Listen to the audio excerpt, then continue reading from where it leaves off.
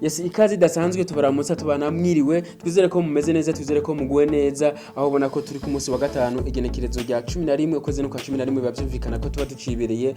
mu minsi ya mbere y'ukwezi bavyumvikana ikiganiro n'ikinkino aho mugiye kuba mubagishikizwa na jewe Elvis nkuko bisanzwe kuri plateau za Gitega Entertainment TV nkuko musanzwe mubimenyereye nuko turaza kuba tubabwira uko inkino zigiye zitandukana uko ibikombe bigiye kuba bitandukanya bitegurwa na cacana kubona guhera muri CRDB Basketball Tournament Cup nkuko twagiye tubabwira mu biganiro byacu vyaheze turaza kuvanga tubabwire muri Ligue Nationale canke mu cicaro ca kabiri mu mupira w'amaguru aho bana ko bageze kuri 6e journée canke ku munsi wabo ugira gatandatu ndetse tuze kubabwira muri Limited Women's League canke umupira w'amaguru ku ruhande rw'abigeme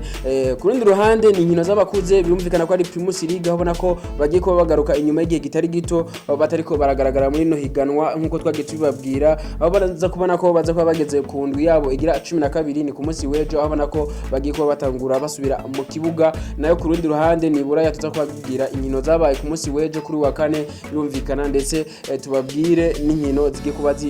zibandanya guhera ku munsi wejo ndetse no kuri uyu wa gatanu hakaba ari inkino zitegekanijwe ndetse tubabwiye n'inkino zizoba no ku munsi w'Imana zimwe aho ubona ko ari indwi za nyuma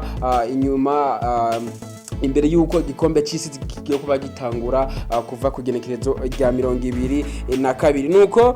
mugumane na Gitega Entertainment TV twizere ko abatarafite na subscribe yuko bagiye kuba babikora nkuko twama tubibabwira gufite na subscribe n'ibyo bitwereka yuko muba muri kumwe natwe muba muri abantu bacu kandi murazi yuko tubakunda cyane nuko CRDB Bank cyangwa Basketball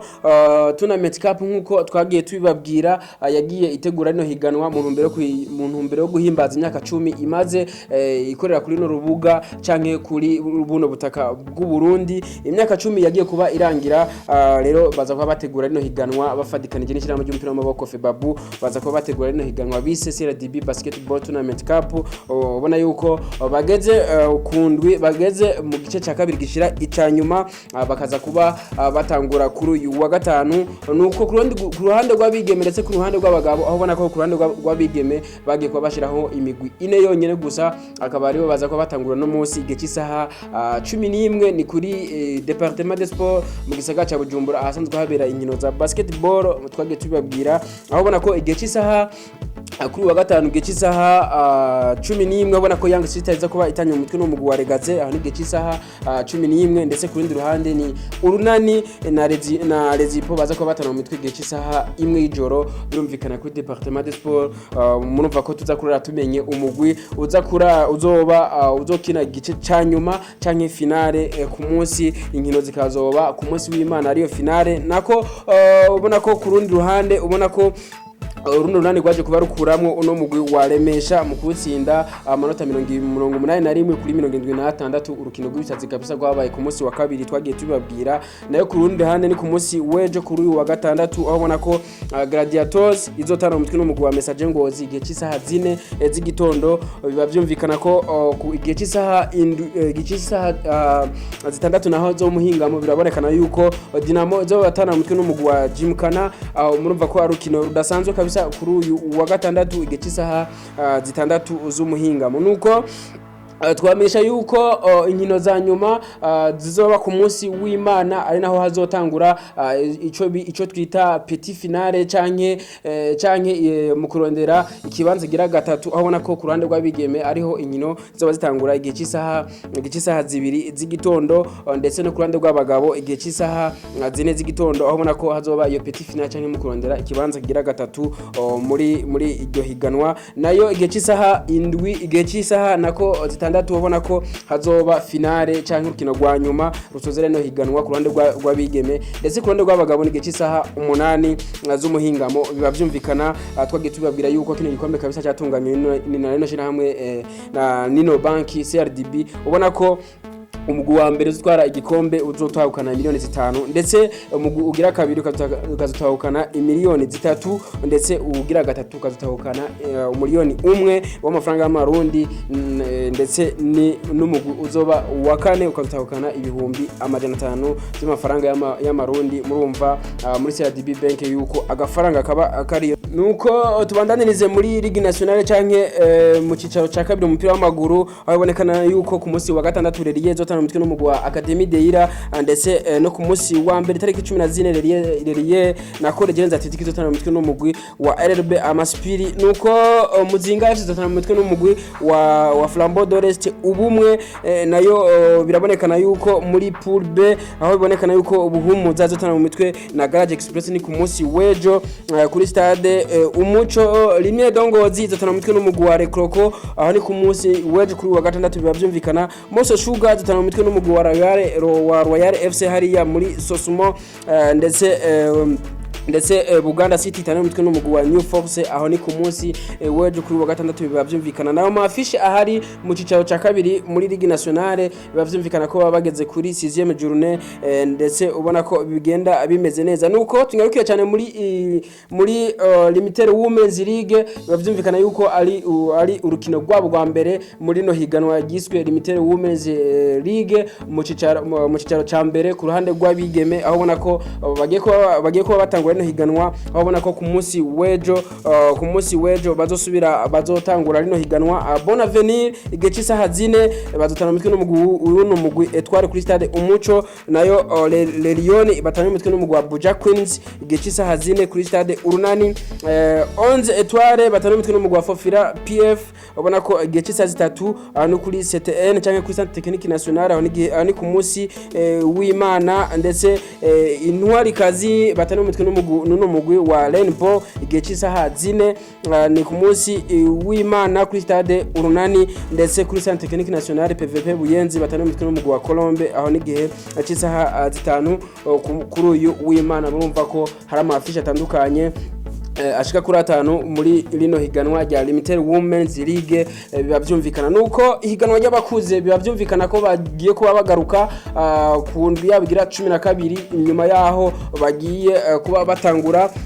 inyuma yaho bagiye kuba bava uno mugwi seruka yagihugu intamba mu rugamba bagiye kuba bava muri zino higa muri obataneze imyaka 20 bagiye kuba bava muri rino higanwa ryo ku mugane wa Afrika baza kuba bagaruka ndetse na Flambeau du Centre yaruka muri zino higanwa ryo kurondera rino higanwa ryo kurondera itike yo kwitabira inkino za Confederation Cup ariko bikaba bitaje kuba bigenda neza nuko hari amafisha atandukanye guhera ku munsi wejo rukinzo zotana mu mitwe n'umugwi wa Interstar aho ni gihe cy'isaha 9:45 aho ni kuri stade Urunani Aigle Noir itanu mitwe n'umugwi wa Vitaro ano kuri stade nkuru za Peace Park Complex hariya imakamba biba byumvikana Atletico New York itanu mitwe n'umugwi wa Message Ngozi nayo ku munsi w'Imana Kanza United itanu mitwe n'umugwi wa Bumamuru FC hariya kuri stade Gatwaro Olympique Star itanu mitwe n'umugwi wa Magara Young Boys aho ni kuri stade Umuco Burundi Sport Dynamique itanu mu mitwe n'uno mugwi wa Tigre Noir kuri Centre Technique Nationale biba byumvikana Burundi Sport Dynamique mwumvikana ko bazoba bakiranye kabisa no mugwi wa Tigre Noir kuri Centre Technique Nationale ndetse Bujumbura City itanu mu mitwe no mugwi wa Top Junior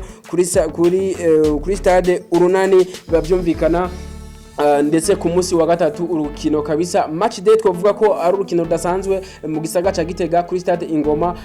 Musongati FC zoba yakiri no mugwi wa Flambeau du Centre bibonekana yuko kabisa ari urukino ruba rubereye ijisho urukino ni derby yo mu gisaga ca Gitega aho bona ko beshi baba baje kwirabira ino migwi yabo urukino rugenda ruvugisha abatari bake nuko Flambeau du Centre nuko mubimenyereye nkuko mubizi yari yitabire rino higanwa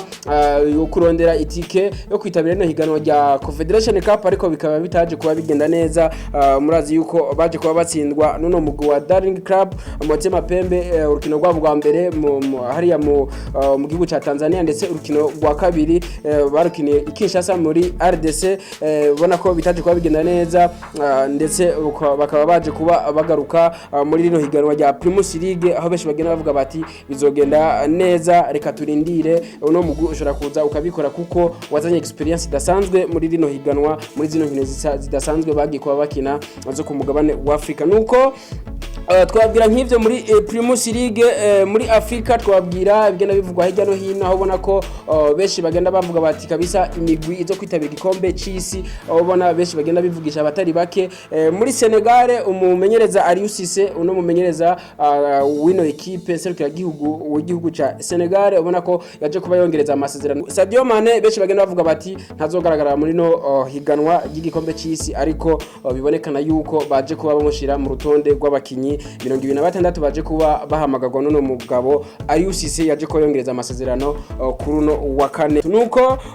muri gikombe c'isi kizobera muri Qatar 2022 uno mwaka birumvikana, aho bona ko ama equipe atari make yagiye kubashira habona urutonde intonde z'abakinyi bazo kwifashisha abatari bake kabisa, bagenda bavuga bati ibitangaza bigenda biboneka ku bakinyi batari bake bagenda kuba baza baraboneka muri rino higanwa, nako baza baraboneka mu liste canke mu ntonde zigenda zihamagarwa n'abamenyereza batandukanye. Nuko indwi ya nyuma ku mugabane wa Buraya, aho biboneka yuko ari indwi ya nyuma muri za nkino muri ya mahiganwa atanu mumenyereye, aho boneka yuko hari imigwi myinshi igenda kabisa, bigaragara yuko zino nkino za nyuma imbere yuko bitabira kino gikombe c'isi, benshi bagenda bavuga bati kabisa ino migwi igenda kabisa ifise amakenga. Nuko birabonekana yuko kuri uyu wa kane Rayo Vallecano yari kiranganya ubusa ku buni na Celta Vigo, Valencia yari iratsinda no mu Real Betis ibitsindo 3 ku busa, ndetse Real Madrid yari iratsinda ibitsindo 2 kuri kimwe. Muri Capital One Cup mu gihugu cy'Ubwongereza Manchester United yari iratsinda ibitsindo 4 kuri 2 no mu Aston Villa, ndetse Hellas Verona yari kiratsindwa no mu Juventus igitsindo kimwe. Mu gihugu cy'Ubutaliyano Lazio Roma yari kiratsinda no mu AC Monza igitsindo kimwe ku busa. Nivyo twababwira, aho ubona ko kuri no munsi kuri no wa gatanu Bayern Munchen mu gihugu cy'Ubudagi nako Borussia Mönchengladbach za kuba yakiranye no mu Borussia Dortmund, ndetse Olympique Lyonnais za gutana mutwe no mu Nice, aho ni kuri no wa gatanu. Ndetse kuri uyu wa gatatu tubona ko mu gihugu cy'Ubwongereza Manchester City izotana mutwe no mu Brentford, Bournemouth izotana mutwe no mu Everton. Kuri uyu wa gatandatu nige cy'isaha 11 Liverpool tana mutwe no mugwa Southampton nige cy'isaha 11 nyene, ndetse Nottingham Forest zotana mutwe no mugwa Crystal Palace nige cy'isaha 11. Tottenham Hotspur zotana mutwe no mugwa Leeds United nige cy'isaha 11 nyene, babona ko West Ham zotana mutwe no mugwa Leicester nige cy'isaha 11 nyene, Newcastle yakira no mugwa Chelsea nige cy'isaha 1:30, Wolves yakira no mugwa Arsenal nige cy'isaha 2 igihe cy'isa 3:45 bavyumvikana. Nayo mu gihugu ca Espagne bibonekana yuko azoba inkino zidasanzwe kabisa, inkino nyinshi muri Coupe d'Ivoire mu gihugu ca Espagne bavyumvikana. Nayo mu gihugu c'Ubutaliyano Napoli zotana mutwe no mu Udinese igihe cy'isaha 11, babona ko Bologna yakira no mu gihugu wa Sassuolo igihe cy'isaha 3:45. Bundesliga bavyumvikana ko Bayer Leverkusen zotana mutwe no mu gihugu wa Stuttgart, aho ni igihe cy'isaha 10:30 bivukana yuko bashaka zore 4 zo kwaki no mugwa wa Bayern Munchen igihe cy'isaha 1:30. Muri Ligue 1 cyangwa mu gihugu cy'Ubufaransa birabonekana yuko Lens zo kwakira no mugwi wa Clermont igihe cy'isaha 12:30. Nuko kuri uyu w'Imana birabonekana yuko no mugwi wa Brighton zo kwakira no mugwi wa Aston Villa, ndetse Fulham yakire no mugwi wa Manchester United. Birabonekana yuko ku ruhande mu gihugu cy'Ubutaliyano Juventus zo kwakira no mugwi wa Lazio Roma, ndetse Bundesliga birabonekana yuko Fribourg zo kwakira no mugwi wa Union Berlin. Paris Saint-Germain mu gihugu cy'Ubufaransa zo kwakira no mugwi wa Auxerre, aho nigihe cy'isaha 8 z'umuhingamo. Twabwira nk'ivyo ku mugabane wa Buraya ku nkino zigiye kuba ziba muri no weekend. Birabonekana yuko ari nkino za nyuma imbere yuko gikombe c'isi kigiye kuba gitangura itariki 20. Birumvikana ko ari ku munsi w'Imana w'indwi iza, aho bona ko ibirori bizoba vyugururwa no mugwi wa Qatar ndetse no mugwi wa Equateur igihe cy'isaha 12 z'umuhingamo bavyumvikana ko ari amasaha meza kabisa. Benshi bagenda bavuga bati dusubire twirabire inkino z'igikombe cy'isi, twirabire umupira w'amaguru ukinwa kwisi. Nuko tubashimire cyane mwebwe mwese mwabanye natwe, tubashimire cyane mwebwe mwese mwahevye ibyo murimwo mukaraba kino kiganiro cyacu. Twizere ko muguwe neza, twizere ko mugiye kubandanya mugubwa neza mu byo murimo. Twizere ko tugiye kuba duhurira mu biganiro byacu byo hanyuma nkuko bisanzwe kuri Gitega Entertainment TV. Ciao ciao.